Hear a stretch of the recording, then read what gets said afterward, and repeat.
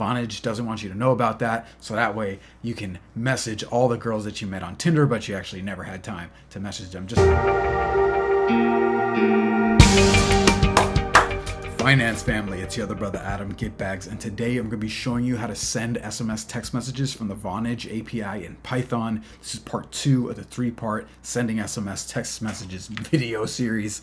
Let's jump right in. We're going to open up that Google and then quickly Google search Vonage API. And then here we have our Vonage communication APIs. If you don't have an account, go ahead, sign up. You can log in. Here, click the login. We're going to go to Communication APIs here. Communication APIs login. Yeah, you guessed it, because we're going to be doing some communication. Boom. Now we're logged in. Here we are on the main page. You can see your API key. It's right here. And you can also see your API secret. You're going to need that. You can also see how much money you have left. Let's figure out our phone numbers. We're going to go ahead and click it to send an SMS.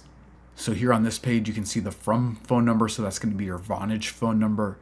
And then next you have your registered phone number. And then here you can send a test message just by clicking send message. Then over here you can select your language, Python. And then here's our pip install command. So go ahead and copy that out. If you're in Anaconda, you can just come over to environments. Go ahead and open up a terminal right here. You can paste your pip install command. Once that's finished, then you can open up your Spider. So here's the script. It's pasted directly from the docs. First you create a client up here. Then we're going to create a message. So you have this command sms.sendMessage. Here's where you put your from phone number, and then here's where you put your to number. So those are your recipient. And then you can send this message on over. And then here we can just check our message status.